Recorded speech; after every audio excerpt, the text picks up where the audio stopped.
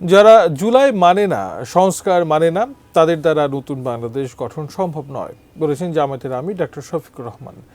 আগামীর বাংলাদেশ হবে যুব সমাজের জানিয়ে আবারও বলেছেন জামায়াত পরিবারতন্ত্রের ধারা পাল্টে দিতে চায়। শুক্রবার ফেনী, নোয়াখালী, লক্ষ্মীপুর, লাকসাম ও কুমিল্লায় 5টি নির্বাচনী জনসভায় এসব কথা বলেন তিনি।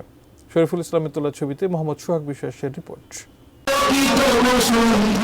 ফেনীতে জামায়াত ইসলামীর নেতৃত্বাধীন 11 দলীয় জোটের প্রথম নির্বাচনী জনসভাটি হয় সরকারি পাইলট উচ্চ বিদ্যালয় মাঠে। সকাল 11টায় জামায়াতের আমির সেখানে আসার অনেক আগেই সাধারণ মানুষ আর জোটসঙ্গী দলগুলোর নেতাকর্মীরা হাজির হন।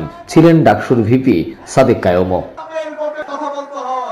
জামায়াতের আমির তার বক্তব্যের শুরুতেই ফেনীর সন্তান, 3 বারের প্রধানমন্ত্রী বেগম খালেদা জিয়াকে স্মরণ করেন। বিএনপি সাবেক চেয়ারপারসন বেগম খালেদা জিয়াকে। ডক্টর শফিকুর রহমান বলেন, জামাত ক্ষমতায় গেলে ঘরে বাইরে শতভাগ নিরাপত্তা পাবেন নারীরা।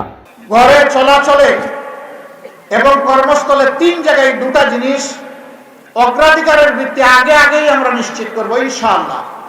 একটি হচ্ছে মায়ের মর্যাদা, আরেকটি হচ্ছে তাদের অবশ্যই আমরা নিরাপত্তা নিশ্চিত করব। এরপর নোয়াখালীতে নির্বাচনী সভায় বক্তব্য রাখেন জামায়াতের আমির।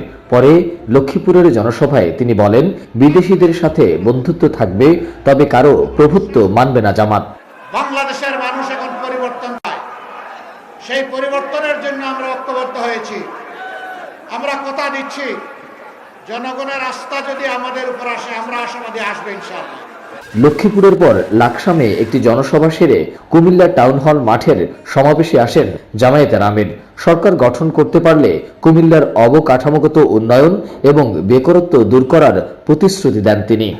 আমি বিশ্বাস করি, ইপিজেডকে যদি আন্তর্জাতিক মানে উন্নীত করা যায়, তাহলে শুধু দেশি নয়, বিদেশিরাও এখানে ইনশাআল্লাহ হুমড়ি খেয়ে পড়বে।